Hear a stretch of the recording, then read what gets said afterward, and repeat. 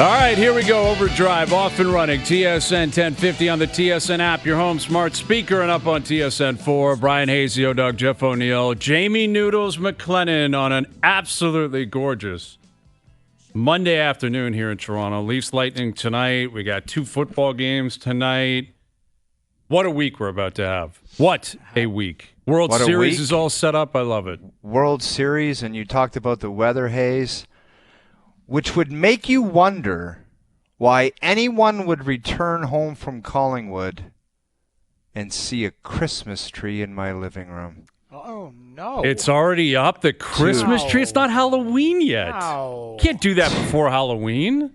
You cannot jump in front of Halloween. You can't do that, man. Can't do that. That should be honestly a fine. There should be no kidding. Someone I got from home the city at your door. and I plopped down in my chair, getting ready for my sports evening, and the tree, there's no decorations on it, but apparently in the next coming days, I have to flock the tree. No.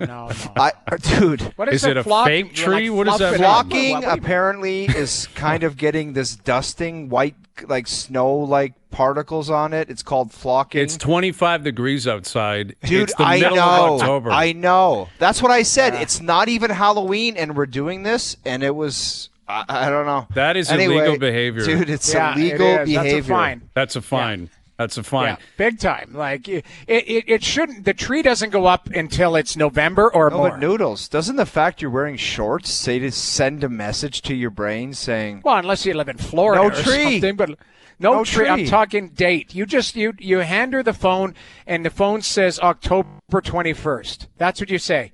And that's it. I'd say, call me or let me know on November 1st. Then you have a conversation. At the earliest. I think November 1st is absurd behavior for someone to put a tree up in the beginning of November, quite frankly. We used to. Our past history in dealings with the tree is put it up on the 22nd and take it down the evening of the 25th. That's what we're talking about. That seems short. I mean, that you seems. Have kids too. But you have kids. Yes, get your kids involved. Your kids will be embarrassed by that. Like they're going to walk in there and say, "This is really embarrassing that there's a tree up already." Honestly, you might as well put it up in July. I don't think the middle of October is any different than Canada Day. Still having your tree up. You might as well leave it year round. It's like the guy that just leaves his Christmas lights on all year round. They're at the point of the year where they're like, I'm glad I didn't. They did a great job. Then. It's because everyone goes through that. I've been there. We've all been there. You get into February, March, and you're like, they're still up, okay, but it's been freezing and everything's iced over. Then it gets nice in April, and you have a decision to make. You got to get those things down if they're not down yet, because once you get into like June or something, you're like, screw it, I'm rolling it over. At that point, over. I will roll them right over, and they will be ready to go in November, and it's a great thing. So what is the acceptable date? Hayes, in your mind, November 15th kind of type of thing, American Thanksgiving? My daughter's birthday is November 23rd, so we don't do it before that, right? Like that's the big day where we don't – it's not about overshadowing or anything, but it's just kind of as of the 24th, I'll start to get poked at. Why don't we get the tree going? When are we going to put up the lights? What are we going to – that kind of stuff is happening almost on – like a dime. Like we will wake up on the 24th and my wife will be right into Christmas mode. But that's generally a start for us. And I think that's appropriate because that's about a month. And we're pretty quick on the other way around. We're like you, man. We might get to Boxing Day, maybe the 27th or 28th, and we're like, this thing's gone. We got to restart. We want to be fresh down here. We don't want it around. But October 21st is that's serial killer stuff. That's really, really, really not normal behavior. I don't know if she'll do it, but when my wife, I want her to come down here in the basement and put this headset on and explain herself. I really would like to grill her. Do you give me the opportunity to Larry King? Dude, please. I'm going to let you guys know if it's a yes or a no, and she needs 2 minutes on here to explain herself why this tree is Okay. I look forward to that. Let's establish that a little bit later on, please, because I genuinely want to get to the bottom of this. Really want to get to the bottom of this. We're talking 2 months. It's 60 days out or more right now. And it's so nice outside. Again, it's so beautiful. And the usual treatment is 22nd, fire this thing up. Kids come over, you put up the tree, you put on the tunes. And on the 25th, when it's dark, that tree is rifled out to the front of the house. That's what's shocking about this. I like come home and it's just... I like that turnaround. And I don't know what you're thinking at this point. Like, I could understand putting lights up again now because the weather's so nice. Thinking, let's get out in front of this. Weather's nice. Get the ladder out. Do what we're going to do. Not turn them on, but they're up and it's prepared because you don't want to do it when it starts to snow or it gets really cold. That I can understand. Right. Anything inside the house. But, Hayes, the idea of skipping a holiday. Some people deal with things as they come. Let's do the Halloween lights today. Hey, great weekend upcoming to do the Halloween. Nobody needs Halloween stuff out in front of their house. Talk about serial killers. We have that stuff. We got a ton of Halloween stuff. My neighbors are really crazy about it. Put it out a week before Halloween. The month leading up to it is psycho stuff. That's a kid's thing, though. No, it isn't. Yes, it is. It is. The parents want it too. Well, there's definitely truth in that. The parents wanted to because, again, my whole neighborhood, we got a whole thing where people are competing with each other. This is what gets bothersome. You get to Halloween, you get to Christmas, and it's like, oh, did you see what they did? They got the big Santa, so now we got to get the big Santa, And then it's, hey, they got those lights. Those are interesting. Where were they? And then the group chats start. Go to Costco. They're up there right now. They might be running out. And I'm reliving Christmas and Halloweens of the past, and I can see they're already coming in my future. There's no pressure, though, if you don't do much. Then you set the bar very low. They're like, that Hayes family, they do the bare minimum. So they don't really that's what I would I hear what you're saying, Noodles, and that would be ideal, but that's not the reality that I live in. Although I have immense respect for some neighbors do exactly that. Like, oh, that's great. Good for you. That's awesome stuff. We're not doing it. Oh, okay. See, you have to have confidence in yourself yes, you do. To do that because you're I don't give a damn what my neighbors think of me.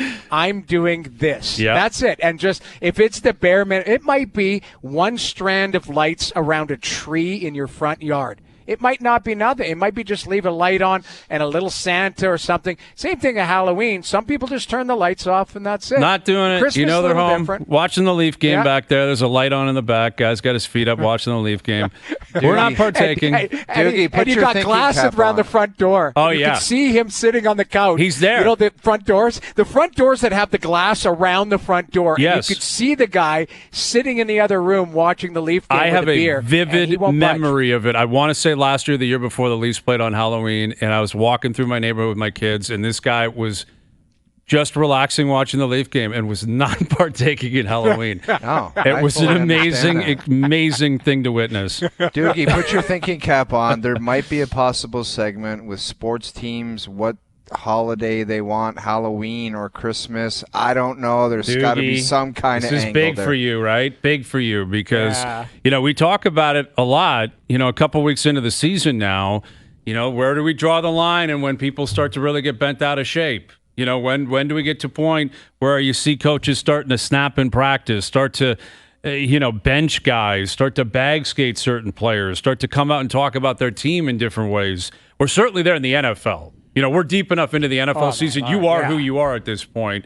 But in the NHL, there's a different way you can approach it. There's different pathways you can take it. I have not seen any quotes from Andrew Brunette yet, the head coach of the Preds, that have popped up on my radar. That doesn't mean they haven't happened. I just haven't seen it pop up on my radar. I keep waiting for Andrew Brunette to be trending where he is absolutely losing his mind because Nashville lost again over the weekend. They're 0-5. And that's hanging over their team. I saw that Mike Sullivan, the head coach of the Pens, he's losing his mind in Calgary because they had a big lead. They had 2-0 lead quick on Winnipeg last night, and they got their doors blown off. They're not off to a great start. Edmonton lost in Dallas.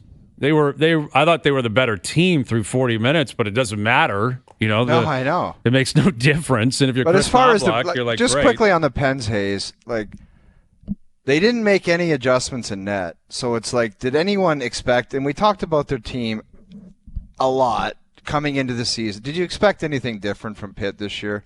I honestly they'll be battling for a battling for a playoff spot, just like they did last year. I think that's what that team is. I don't think they're a bottom feeder team. I think they're the problem is you've feels like noodles. They'll win 4-1 and then they'll lose 4 games in a row, 6-4. I don't know. It just Tristan Jarry is almost on waivers. Yeah, it's. But if you think it's the goaltending, you got to watch them play a little bit. Like they're Erik Karlsson, Chris Letang defend going the wrong way. They're going north when the puck's going south. Okay, well then that's on Sullivan. Then what's he doing coaching? Why does he let them do that? Or the GM? Why did he acquire Erik Karlsson? They're paying $20 million for those 2 players. Like, how about those guys get their act together? And the team, like, to me, I watch Pittsburgh. They're fascinating. I think they're skilled, but they're older. Great, but older players are still allowed to play well. Sid does it every year. Gino's had a good start. I look at Erik Karlsson. I look at Chris Letang. Yes, their goaltenders can make saves, but to lay it at the goalie's feet, like, watch some of the goals they're giving up. These aren't like muffins from the side. I hear what you're saying, and Sid pointed to that today, but Tristan Jarry's literally a healthy scratch. Which he hasn't played well enough. But that's what I'm saying. Like, it can't be, well, it's not the goalies, but the guy we're paying a ton of money to, we're not even dressing. Like, he's done something wrong, clearly. Like, Jarry clearly is playing to a point where they're like, actually, it is you because we can't even play you.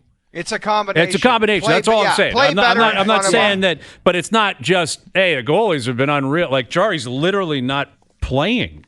Like, he's not even dressing. I'm not saying that it's because of the goal. Like, they're 3-4. They're not 1-6. Right. Like they're like 1 game under 500. Like the thing is they give up a lot of goals, but they're -7 on the score differential. They could score. Like they're just a very inconsistent team. You either get that the guy's on or the guy's out to lunch. And you know what? You should give credit to Winnipeg's a hell of a team. They're off to a great start. Unreal start. New coach, right? And a new coach that they promoted from within that didn't get a lot of fanfare. No one was paying much attention to it. And all they've done is just run out the best start in the NHL. You know, they're off to an incredible start. And they sucked me back in again. I was like, that's it last year. Every year I picked them to make a run. And I'm back in. It's like, how could you not believe in that team with their goaltender, the way they score offense, their depth? Seems like they keep – you talk about a team that kind of plays in front of their goaltender and the goaltender does his thing. There's a team right there. So the whole thing – we just touched on Pittsburgh. The whole thing, it's like if you got guys out there just mailing it in like Karlsson and whoever else, it's like how do you allow that to happen? Crosby said today at the details in their game. How the hell did they not know before the season the details in their game needed to change? Well, especially a veteran team. They're maybe the oldest team in the league. Kidding. Or one of them. Those guys know better than anyone what they need to do.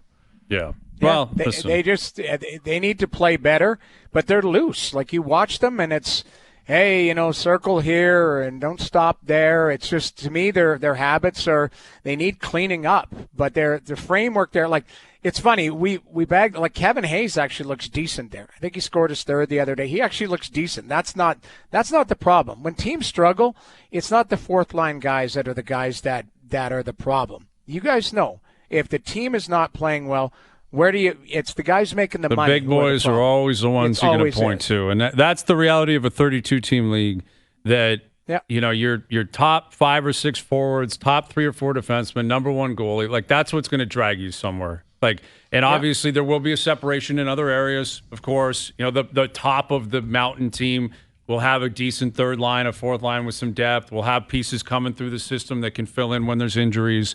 Might have a tandem of goaltenders they have faith in. But that's 3 or 4 teams.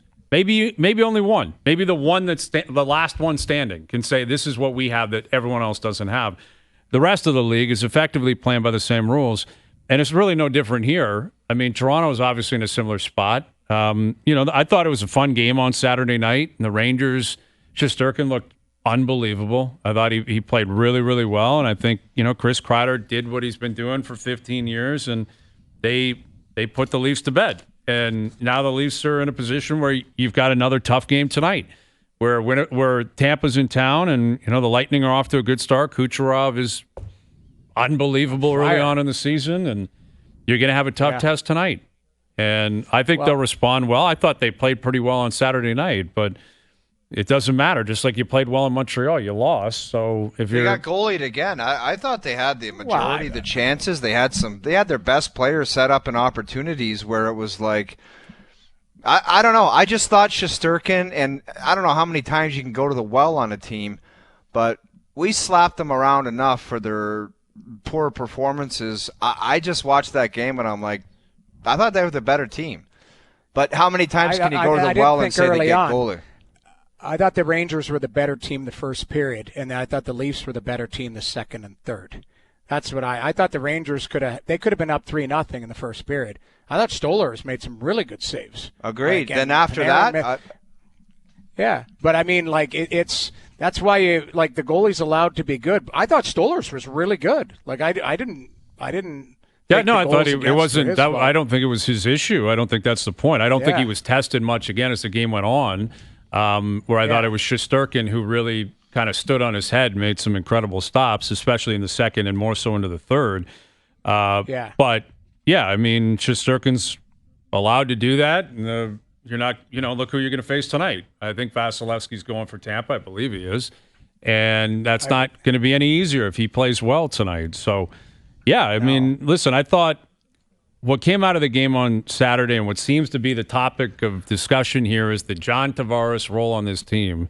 But what I find interesting is, like, Keefe put him in this spot a few times in the past where he moved him down the lineup and he tried to spread the wealth.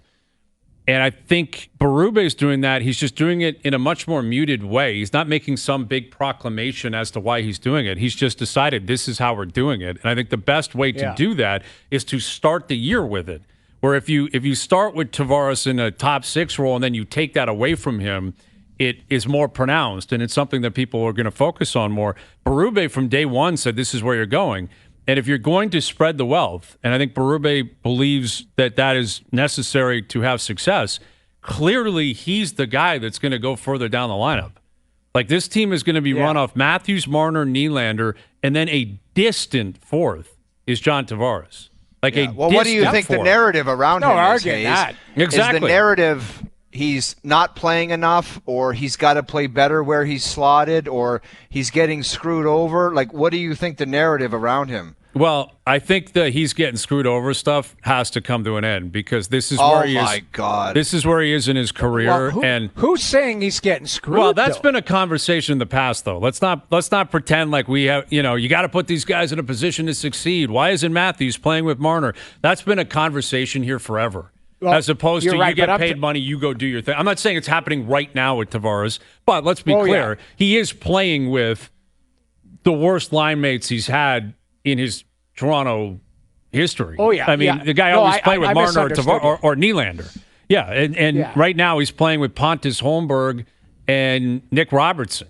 I mean, it is an adjustment for him, so it's a very clear point to make. He's playing with lesser line mates. If you're not with Nylander or Marner, you got the short end of the stick in terms of 5-on-5, who you're going out there to play with.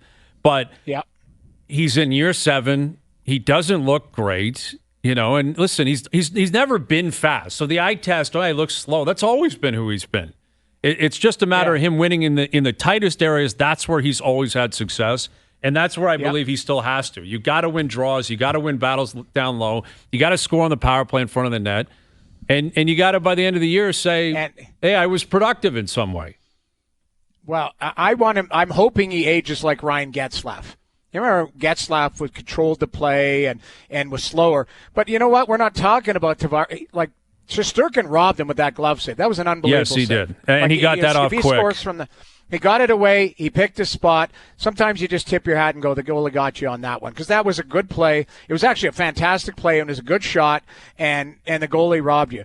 So we're not talking about it today if he ends up burying that one. That's what you're supposed to bury, that one. Sometimes you tip your cap to the goalie. But I think when it comes to Tavares, he is what he is, and I think we have to accept that as people on the outside looking. And wherever Craig Berube puts him, where he believes he is the most effective, that's what the coach is doing. Because you're right, it is a 3. It's the top 3, and then Tavares is the 4th. But then you can argue that some of those young players are going to push back into where John is, really. And fair or unfair, he's got to go out there and try to make somebody better and make some things happen 5-on-5.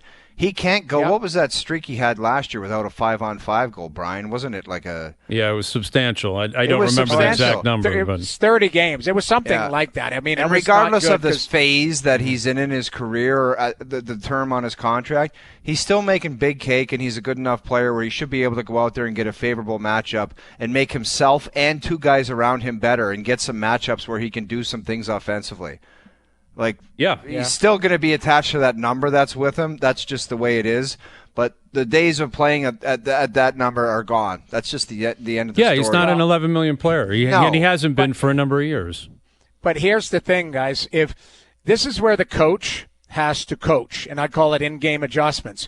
If John has some pop that night and some legs, you find him shifts in the top 6. Right, because but if he's just kind of working hard and doing his thing, maybe that's the top 9. That's where it comes into. That's the adjustments and in game going. Geez, this guy's got it. I got to find him another shift, or I'm going to get him the line mates that he's going to have. But if he's not having a night, I've watched it. I watched it in Ottawa some nights with Giroux. Giroux, there's nights where he has it. I remember talking to head coach DJ Smith about it. He said Giroux had an A game, and he had a B- game. He never had an F game, but he said his B-, he knew exactly what he was doing. He was just playing, an experienced game. But if he had A, he had pop, he was on top of it. Same thing, we're going to see that with top players. And you see it all the time. If McDavid, Matthews, those guys are a different scenario. But what I'm saying is if a guy who's a top-tier player, top-tier talent, doesn't have it that night, maybe with Johnny T, it's like your regular shift. But if on a night where you feel like he's got some legs, that's when you find him an extra shift or find him some top 6 pairing. That's what I would look at. Yeah, I think that's exactly what likely has to happen. But it also, I think, opens the door for other players to get up into a more important role. And I look at Matthew Knies as the best opportunity and the guy who may actually seize it. I've really liked his game early in the year. He's got a great opportunity. Now, there's a guy who benefits from his line mates. He's out there with Matthews and Marner. But if he's watching Chris Kreider, and he doesn't skate like Kreider, but you watch Kreider on Saturday night, you watch other guys who are built like that. In today's game, guys just can't push you around. They can't push. They can't get you away from the net. They can't get you. They can't open you behind the net and end your cycle. If you use your size, and he's got it, man. He is a bull. He looks massive on the ice. And I know he put on weight and put on muscle coming into camp. It's a huge opportunity for someone to seize that 4th spot 5-on-5. And maybe it's Domi, who I think has looked good. I think Max and Willie have looked pretty good the last couple of games. I think they skate well. Yeah. They're both capable of moving the puck and having some vision, and they seem to read off each other pretty well. And Bobby McMahon has taken advantage of that opportunity. So, again, the price tag is what it is. It's year 7. John's still he's a good pro that needs to produce, and he knows that, and he's going to be playing every night because he's a pro and he shows up and he'll be available, and I think he'll still tuck in a number of goals and put up some points. But 5-on-5, there's an opportunity. It's almost mandatory that someone passes him on the depth chart. And I think Berube's saying, go out and find that guy. Go out and do it. If it's Knies, if it's Robertson, if it's McMahon, someone else can go do it. Because those minutes are up for grabs. And it's also evidence for the people that come up to me and saying the Leafs better give him a 5-year deal at $4 million per. You need to have your head examined. You literally need to have your head examined. It cannot happen right now. You got to play out the year with John. There's nothing. 0% wisdom to sign him right now out of nowhere. It makes no sense to do that. And listen, when they were doing the Nylander experiment, trying to get him into the middle of the ice, they were telling the world. We had these conversations. They were telling the world, John can't be a number 2, championship caliber center. They're telling you. They're saying that to everybody with pretty obvious. That's why they were doing it. That's why they weren't doing it because, hey, we got some time and why not? It's September and we're getting freaky here. Let's put Willie there. The whole point of it was because they can't have Tavares as your second line center 5-on-5 for the rest of the year.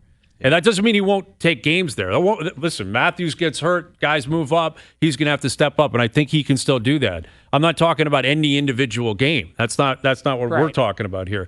But the longevity of the season over the course of the year, look at the team that's in town tonight. You got Point and Cirelli. That's tough to keep up with.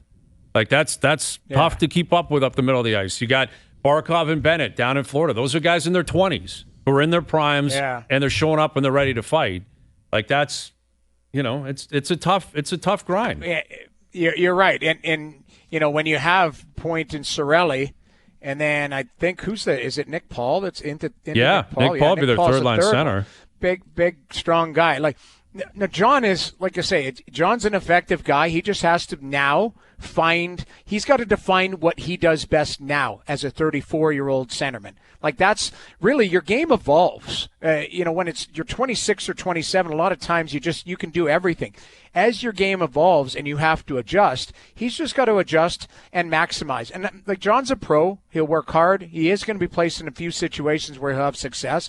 But there's going to be other nights where he's going to have to play a 5-on-5 shift in the third line. Now, keep in mind, you're getting the other team's third line, so that might be a formidable matchup. You've got to win that matchup some nights. And those other two, McMahon and Nyes, they need to be on their toes, because it would be nothing for the coach to say, John, one of these two are falling asleep on me. Why don't you go play left wing with these guys? And absolutely. Because I'd be intrigued to see what he looks like on the left side. Just say, you know what, see what it looks like, because we talked about that when he first signed. Later in the contract, he might turn into a left winger. Sounds kind of weird, but could happen. So those other two, be on your toes and produce and be good. Because if not, some other guy's dying to play there. Dying. Exactly. Yeah. Well, that's, it's happened with a lot of different players throughout their career where they've moved to the wing later in their career and still been effective. And they're savvy enough and they have offensive instincts. And I wouldn't be shocked at all if that was the messaging from Berube to both those guys. Don't make me put John here, because he's smart enough. If he gets a shift with Matthews or with Willie and Domi, he'll take advantage of that. All right, we're teeing up the game tonight, Leafs Lightning, and we've got my 10-pack of teams that cannot win the Stanley Cup. Can't wait. I will get to that. I do have I'll say ready one to go. thing. You're a fraud if you just took the bottom 10 teams in the NHL. Well, it's based on the standings. I can tell you I don't have Nashville and Edmonton. Those teams are not in there. If that's what you mean, I'm not going based on the standings currently. I just wish you had to ask Mike Lane if those square cards were there so you could reveal the cards on television. That would be funny. Here's what I wanted to ask you guys, because I've got a rapid fire 5 that I'm just going to do to get out of the way, because there are 5 teams everybody that I think everyone agree expects. On them. Yeah. The other 5, I don't think there's going to be a lot of pushback. I was wondering if I should add 2 more to get the party started. Get the 10 out of the way. You're getting horny about it already. I am. I want to get there where I say a team like Boston or something. Like, that's what I want to get there, where I'm like, who I'm putting in here? This team. But 10 teams. I've got it. We'll get to it a little bit later on. Luke Wilson coming up. We've got a 2-pack of Monday Night Football games tonight. That means Al's brother will be a part of the show today. Hayes and Bro are still +1. You better slow your boy down. You guys, and I feel bad when I brought up the Naylor and Farhan stuff, and you guys were garbage. I deserve some of it, but you guys have taken it to another level where it's beyond sportsmanship. I'm like, I said to myself, this isn't even funny anymore. Like, you guys got to smarten Isn't this up. amazing, Noodles? No. When these clowns are on the right side of it, they can't get enough of chirping and laughing. Everything's hilarious. Farhan and Naylor. Maybe there should be a mercy rule. You guys Jared Mayo, a fine London gentleman at 9 a.m. Really? Well, listen, like I said, we're role models. Al's brother and I, we want to lead by example. There are a lot of people that look up to us, a lot of people that support us, and we're going to lead with class, unlike you clowns who led with ignorance, quite frankly. We plan on leading with class. We're at +1? Yeah, you guys are Hayes at and Bro are +1? +1, going into a double shot tonight. So it was basically a wash this weekend. You were +1 heading into it. Yes, correct? we were. We went 1-1 yesterday, I guess, and they went. They made the worst pick of the year, betting against Mahomes and the Chiefs. I'll admit it. That is like you guys said it. You gave us an out. You said Andy Reid on a bye week. I know. With Mahomes, are you insane? And me and my Parsi shook our heads and said no. I think that San Fran team's in trouble, man. They do not look good. No. And that Jets team, they suck. They Dude, stink. they suck. They deserve it, too. Aaron Rodgers. They fired the coach, and they made Aaron Rodgers the coach. That's right. Sucks. And now he's blaming the media. It's going to be – I saw it. I tried to warn everybody. I said, this guy, I'm telling you, it's not going to work. He's 40. He's coming off the Achilles. He doesn't know New York. He doesn't know the team. By the end of the Green Bay experiment, it wasn't going so well. And that last night, that was a beatdown. They were up 15-6, and they didn't put another point on the board. And that's on the quarterback. He was throwing to ghosts. He was, man. I don't know. And I want, once we get back, I want your opinion on that Deshaun Watson, too. Like, that was. Okay, let's get into this. Let's get into it, especially you guys as pro athletes. Like, you can speak on it. More on that still to come. Luke Wilson coming up and CJ coming up. Leafs Lightning tonight. Overdrive continues. TSN 1050 and on TSN 4. All right, Luke Wilson coming up in about a half an hour. Overdrive continues. Brought to you by FanDuel, bringing you everything from the opening line to the final score. 2 Monday night football games tonight and Leafs Lightning tonight. So we look forward to that. The World Series starting on Friday. Friday, man. Every league is doing this. The Stanley Cup Final did this. We know the Super Bowl takes 2 weeks off. The NBA Finals do it every year. And I guess it was a scheduling thing that if the Dodgers had beaten the Mets in 5 as opposed to, taking it into the weekend, maybe they would have started on Wednesday. But you can't ask for a better matchup, though. No, like the only question, Dodgers, Brian, is why not take advantage of the momentum? Like, exactly. This thing's wrapped up on a Sunday. Thursday night at the latest, this thing should be firing up. You lose momentum. People forget about it, and there's different stuff going on, and it's like, wow. Oh, they're still playing baseball, as opposed to the guy saying, I can't wait for the finals to start. Well, I mean, the league couldn't have scripted this better. I read today there isn't a single ticket on StubHub, you name all those tickets, for under $1,000. Yeah, like that's what you're looking at here. So, the fact that they took the extra day or whatever, they're setting it up for a classic. I mean, these organizations, the star power. These are the biggest stars in baseball that have made it to the finals. That's why I think it's delay proof. This one. Like if Maybe it is, man. You can build it up. Yeah. If it was Guardians-Mets, you'd be like, what are you thinking? Start tonight. Last year was Diamondbacks-Rangers, wasn't it? Yeah. Start tonight. Like literally get going as quickly as you can. Yankees-Dodgers, man, they could start this thing in a month. And it was still got people Maybe you're right, up. man. Well, yeah. I mean, think of the guys who are like, who are you building the World Series around? It's Ohtani. It's Judge and Ohtani, I think, are at the forefront clearly. But I'll say this: that Juan Soto, our boy Jonas, we owe him an apology. Jesus, I owe him an apology. It's not, dude. I thought he stunk in San Diego. He wasn't very good in San Diego when he first got there. He said, "Now it's still a ridiculous." It's not as ridiculous as it once was. The best hitter ever, didn't he? He said the greatest hitter he had ever seen. Now, he was alive when Barry Bonds was in his prime, albeit taking whatever he was taking. Still, nothing touches Bonds in his prime. Nothing, including Soto. I don't think A-Rod in his prime. Like, Soto's not at that level. But that at-bat he had in the 10th inning the other night is just unreal. One of those legendary at-bats that it seems like only special players have them. And that's not true. There are obviously other great at-bats with other players further down the lineup. I know in Toronto sports history, Ed Sprague hit a massive home run back in '92 that will last the test of time. But there's something about the Alomar home run compared to the Sprague home run. There's something about the Soto home run compared to anybody else. And the way he worked the count, the strike zone, and for him to hit that home run, and it ended any possible sweepstakes for this guy to ever leave New York. Like, it just signed before the World Series starts.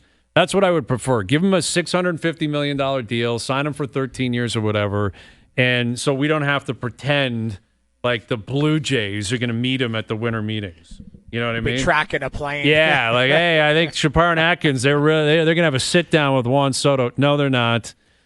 No, he's not leaving New York. He's going to be a Yankee probably for life now. And, you know that they're not letting that guy go. They can't let him go now. Like, you can't. It was just like Aaron Judge. I remember he flew to San Francisco, and eventually they said, what's the number? We'll just match it, and you'll stay. And that's what's going to happen here. Whatever Soto gets, they'll call the Yankees, and the Yankees will say, all right, we'll do that plus $1, and you're just a New York Yankee. Like that. That's the way it's going to work. But Judge, Ohtani, Betts, and Soto, the two cities, I mean, you can't beat it. Like, what a World Series. New York and L.A., it's going to be incredible, and it starts on Friday night. So there was some actually weird fan reaction yesterday to a couple of quarterbacks in the AFC North. Russ was getting booed and catcalled early in that game last night. Well, he stunk. He was throwing some muffins around. But to his credit, he got much better. He didn't turn the ball over, and it worked. Like, full credit. Mike Tomlin, man, he's got some serious stones because it would have been so easy to stick with Fields. And he went with Russell Wilson, and Wilson, I think, repaid him last night because he made some really nice throws. And, they put 37 points on the board. Well, look at this throw, Hayes. You talked about it where Fields, you said that this guy, and it's true, he just throws number-high missiles every time. Yeah. There was no touch and feel to it. Like some of those bombs he had to Pickens and that touchdown play right there, there was some touch to it. It was like dropping in at the exact time where a receiver wants to get it. I don't think Fields has that in his repertoire. He does not. It's been long enough, so that's just like, I mean, even that's a 50-50 play where he got lucky, but it just seemed like he had some touch. And at the end of the day, they put up 37, so he's going to stay and play quarterback next week. Absolutely. That's what's coming. And, Fields throws 100 miles an hour on the block and tries to strike you out. The problem is he's throwing it to his own receivers, and at times it just doesn't work. And that's why Russ went in, and I think, to your point, Russ will continue to likely be the guy. But Deshaun Watson blows out his Achilles at home yesterday, and I guess they weren't booing him. They were cheering the injury.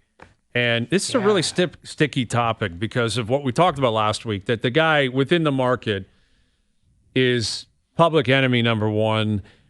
I do take issue with the Browns fan that had no issue with his past when they acquired him, when they thought he was going to win for them. And now that guy hates him because he stinks. You know what I mean? You didn't have an issue with the contract. You didn't have an issue with the off-the-field stuff when you thought this guy was going to show up and win a bunch of games and maybe get you to a Super Bowl. But now that you've realized that reality is long gone, now you hate on the guy. That is significant hypocrisy. Yeah, hypocrisy for sure. That's what it is. The cheering or booing of an injury, it's like the Kevin Durant thing in 2019. Did that surprise, like the way people are nowadays, does that surprise you at all? I will say one thing about this. I thought some of his teammates that were acting like Deshaun Watson was some kind of victim in all of this, I think is outrageous. Like, he was up against it all this time. What are they talking about referring to him and his position playing in the NFL like that? That is insane. That guy is so lucky that he is able to step foot back in that league after what he was accused of, or I don't know what the hell he was doing in Houston or throughout the league. But the fact that he was allowed to play again in the league should be a blessing. For him to be viewed as some kind of victim in all of this, the fan reaction's gross. That shouldn't surprise anybody. But him being referred to as a victim, I thought was so rich, man. I thought it's stacked up against them. Holy well, and he got paid more than anybody in the history of the league. Yeah. Too. It's not like, hey, man, you got pushed out, blackballed, and you got to play for $800,000, and now he blew his Achilles out and he's done. And this guy, he got his money. He had no hardships outside of anything that was self-inflicted. No, and it just seems like it's some type of bad karma where the owner was so stupid to get rid of Baker Mayfield and go after this player, and it just seems like it was stupid all the way around. And it's like now the guy's done for the year. I was shocked, though.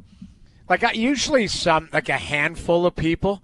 This was it felt like the whole stadium chanting. What was it? God would deserve, or what was the chant again? I can't remember. I don't know the specifics of it, but they were cheering the injury, and he was crying and he was getting carted off. I mean, it was a really tough scene.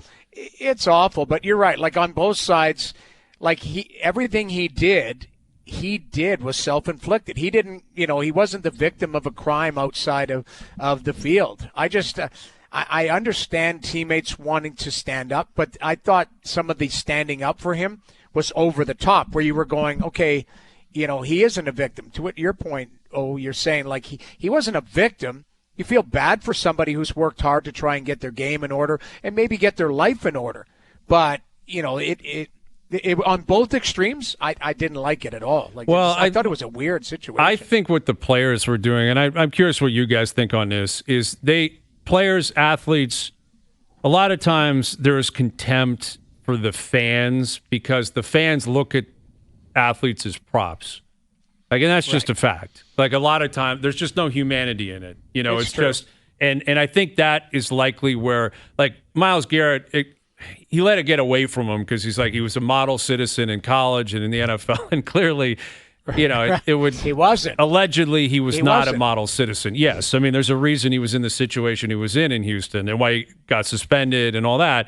And now as a player, it's gone the way it's gone and it's been ugly.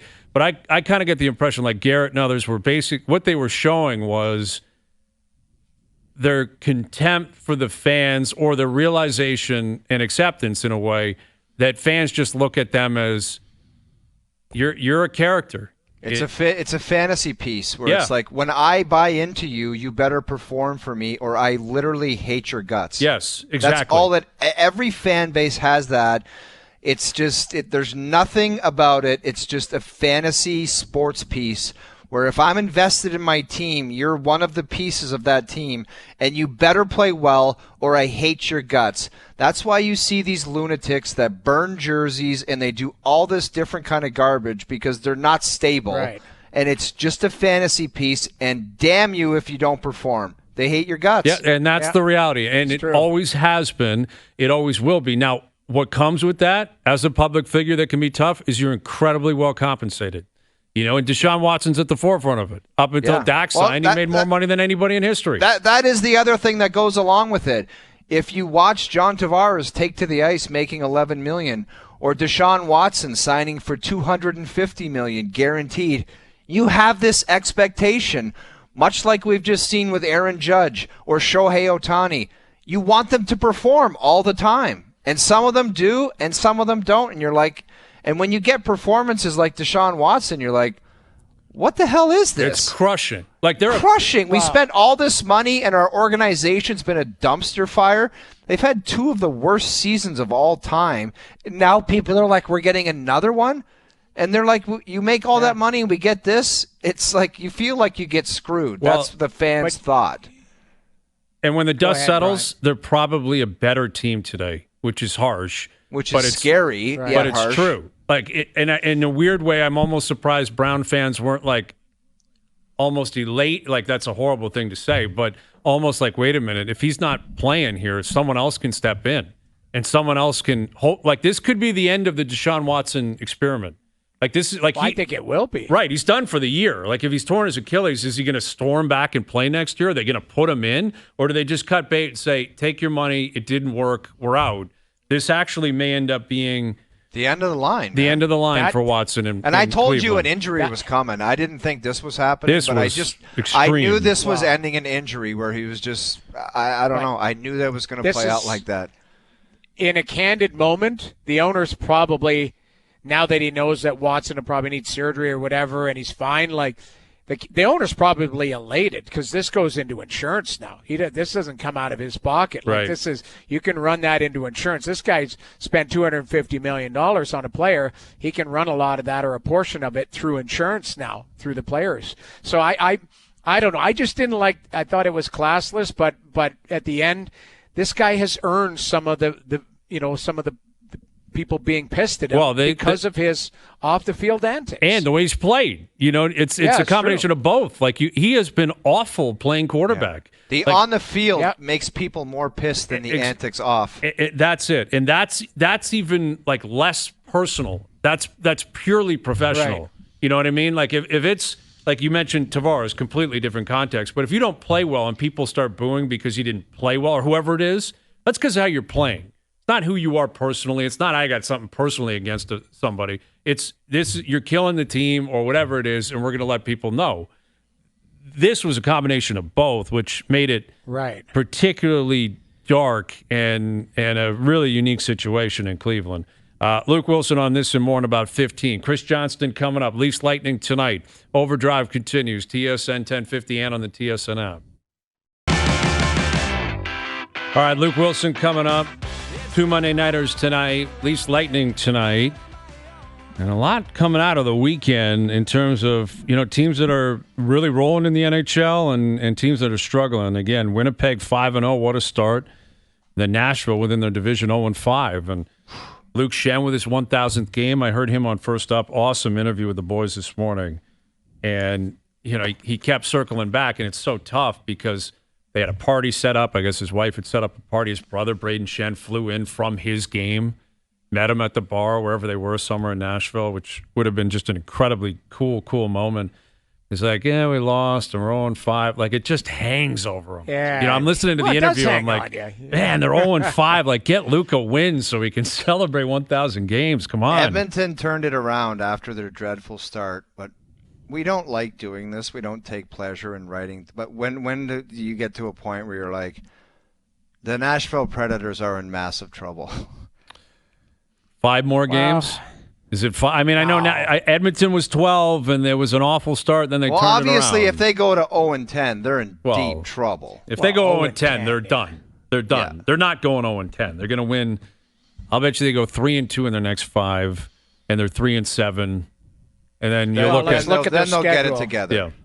Yeah. Let's look at their schedule. Do they have San Jose, Chicago, any of those games in there? They need that road trip. They need Chicago back-to-back, fly out to San Jose, Anaheim. Their next game, here's their next 2 games, Chicago, Columbus. So you've got Chicago Friday night in Chicago, home to Columbus Saturday. It's a back-to-back. Well, they got Boston on Tuesday before that. They got Boston tomorrow night. Oh, yeah, sorry. Yeah, Boston, then Chicago, Columbus. Okay. Yeah, so you're right. I missed that one. But then they've got Tampa, Edmonton. So they've got, listen, they've got to control their own destiny. They've got to play better. That's what they have to do. Sure. For sure. Get Luke Schenn a win. Just get Luke a win so we can celebrate 1,000 games.